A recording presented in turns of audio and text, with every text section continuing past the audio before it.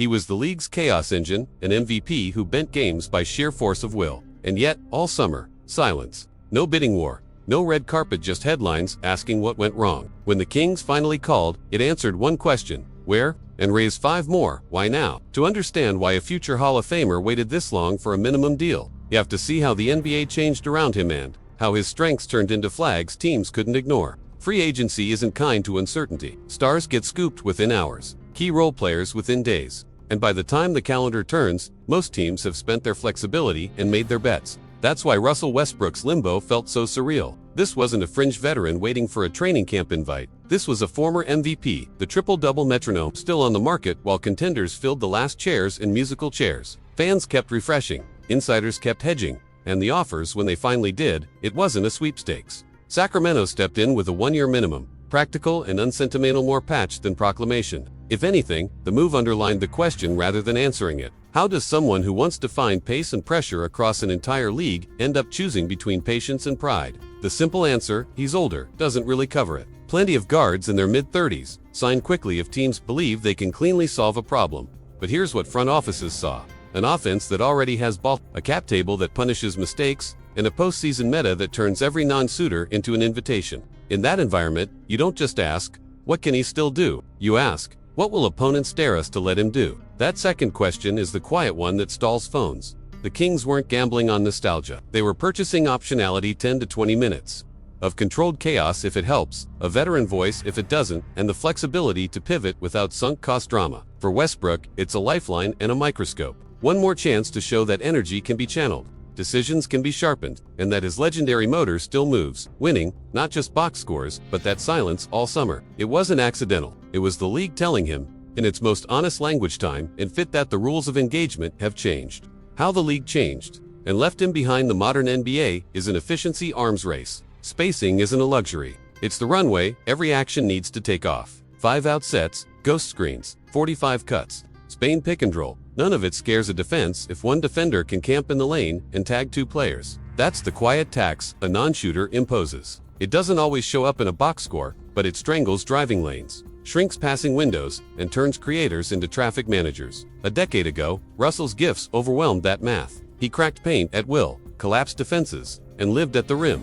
But the league adapted. Teams stack the nail, send help, and dare reluctant spacers to fire. Offenses now favor guards who can toggle between on-ball creation and off-ball gravity. The shot doesn't have to be it just has to be honest. When a defender feels zero threat, schemes become simple. Duck under, stunt at drivers, load up at the elbows, run on misses. There's also the possession economy. Every team hunts shots, rim attempts, threes, and freebies. Pull-up twos and force-fed rim takes against walls are graded harsher. Westbrook's great strength, relentless attack, and drift into that red zone when help is already waiting. The result isn't just misses, it's long rebounds, cross matches, and turnovers that fuel opponent threes. Add usage gravity. If your best version requires the rock, you must return more than you consume. That can be scoring efficiency, off-ball value, or elite defense. Russ still tilts pace and pressure, but when the ball swings away, his defender often doesn't. A stop sign that halts second-side actions and late clock relief valves. None of this erases his impact. It contextualizes it. In 2025 basketball,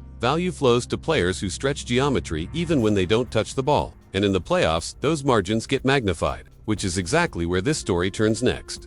The playoff problem: nobody could ignore the regular season has always been Westbrook's stage. High speed, high energy, a nightly storm. But the playoffs are a different kind of theater-type rotations. Deliberate pace, and defenses that study every weakness like a blueprint. And in that world, Russell Westbrook has been living in the wrong spotlight. Since 2017-18, he's logged nearly 1,500 postseason minutes. In those minutes, his teams were outscored by almost 10 points per 100 possessions. When he sat, they flipped to the positive. Those numbers didn't scare just one team, they became a scouting report for the entire league. It isn't about effort. Russ never lacked that. It's about how playoff defenses amplify small cracks into game-breaking gaps. Opponents load the paint, sag off the perimeter, and bait him into pull-up jumpers he's never mastered. They turn his aggression against him. Suddenly, those electric drives become walls of BS. Those bold mid-range jumpers turn into transition runouts. Those chase-down rebounds lead to missed outlet windows.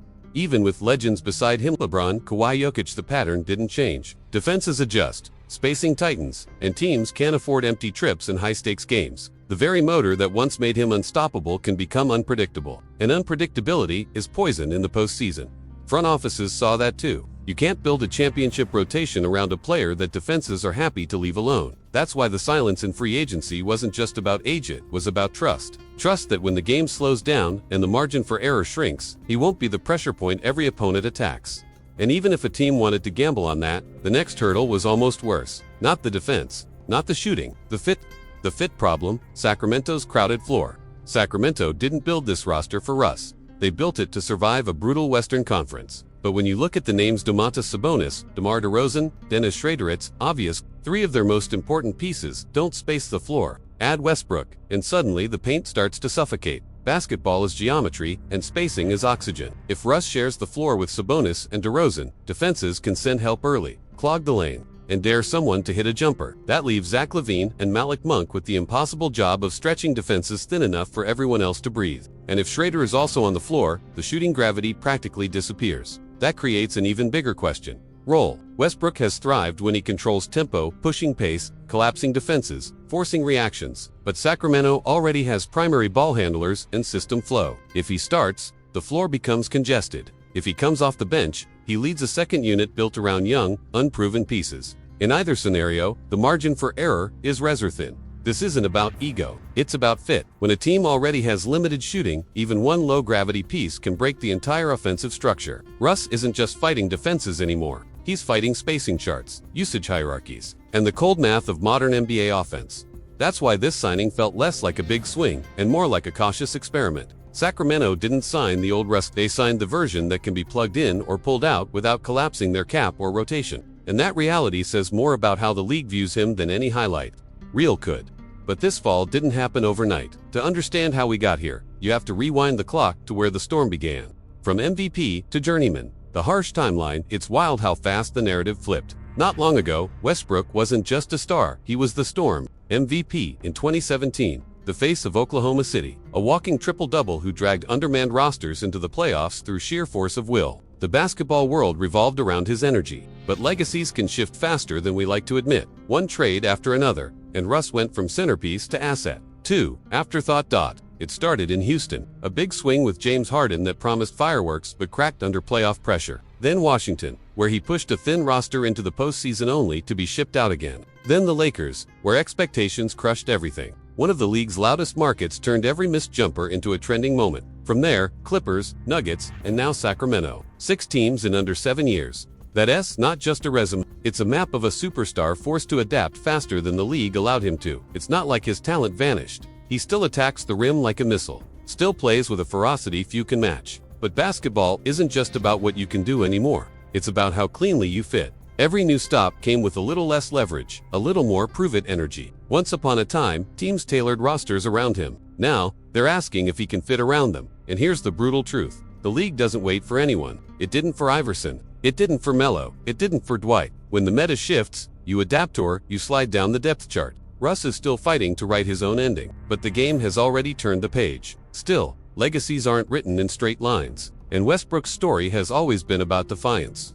What this means for his legacy: when people talk about legacy, they love the highlight reels, MVP speeches, monster stat lines, triple-doubles like clockwork. But the truth is, many of the greatest names didn't ride off into the sunset on a championship stage. Kobe limped through to final years, shooting under 37%. Iverson wore a Grizzlies jersey. Hakeem Olajuwon finished in Toronto. Even Patrick Ewing had a Magic uniform on his resume. Decline doesn't erase greatness, it just makes the story human.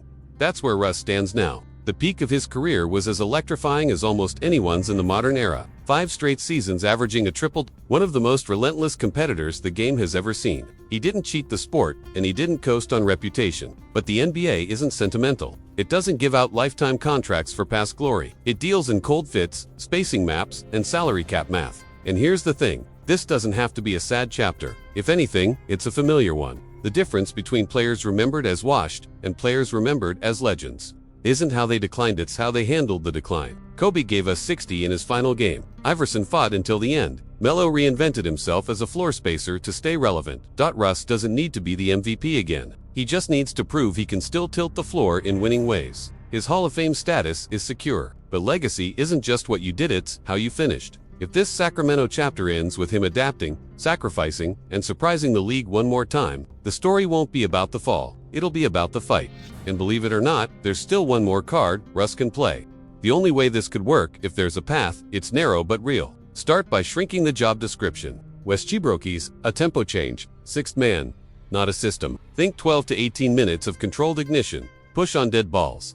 Attack, cross matches, collapse the paint, only when a corner is occupied and the tag is late. Sacramento can weaponize him by pairing with two credible shooters at all times, Levine Monk plus a stretch forward, running empty corner pick and roll with Sabonis as a short roll passer, and giving Russ preset reads, rim, skip, swing, no freelance mid-range detours. If teams stash a non-shooter on him, punish it with guard screens to force switches and slip to daylight. Defense is the other hinge. Westbrook's best playoff minutes lately came when he embraced a chaos role, top-blocking shooters, jumping passing lanes, and finishing possessions with strong rebounds. Sacramento can lean into that by tasking him with the scrappiest assignment and simplifying rules.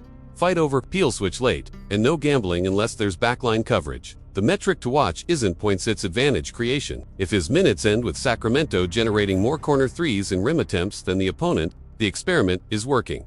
Usage discipline will decide everything. One bad pull-up can flip momentum. Two can flip a rotation. Give him green light windows, early clock in transition, late clock bailouts and red zones, early clock pull-ups. Contested mid, stack his shifts against bench lineups where his athleticism is magnified and defensive scouting is sloppier. And yes, build accountability into the deal. If the spacing dies, the leash shortens. There's a version of this where the Kings steal 3 to 4 regular season games purely off Russ's second quarter runs, and the locker room gets a jolt from his edge. It's not a star turn, it's a specialized tool. Used precisely, it can still cut the final shot. This isn't the fairy tale ending. It's the hard-won, the version where a former MVP stares down the new rules and decides whether to bend or break. The league didn't forget Russell Westbrook. It recalibrated around spacing, versatility, and predictability under pressure. That's why the phone stayed quiet. That's why the Kings' offer felt more like a test than a trophy. But endings in basketball are rarely neat. Legends don't always fade, they pivot. If Russ can turn speed into structure,